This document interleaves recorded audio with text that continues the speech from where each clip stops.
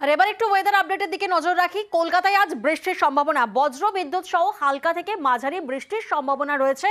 উত্তর ও দক্ষিণ 24 পরগনাতেও বৃষ্টির সম্ভাবনা রয়েছে। পূর্ব পশ্চিম মেদিনীপুর ও ঝাড়গ্রামেও কিন্তু রয়েছে বৃষ্টির সম্ভাবনা। ফের মঙ্গলবারও দক্ষিণবঙ্গে বৃষ্টির পূর্বাভাস। উত্তরবঙ্গেও বজ্র বিদ্যুৎ সহ বৃষ্টির সম্ভাবনা রয়েছে।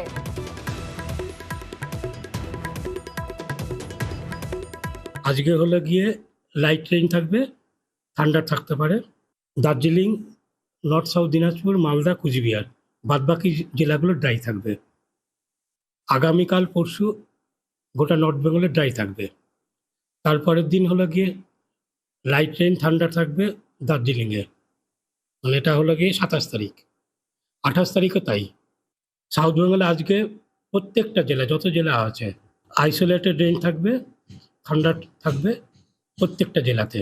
27 তারিখ হলো গিয়ে আইসোলেটেড রেইন, ঠান্ডা থাকবে প্রত্যেকটা জেলাতে।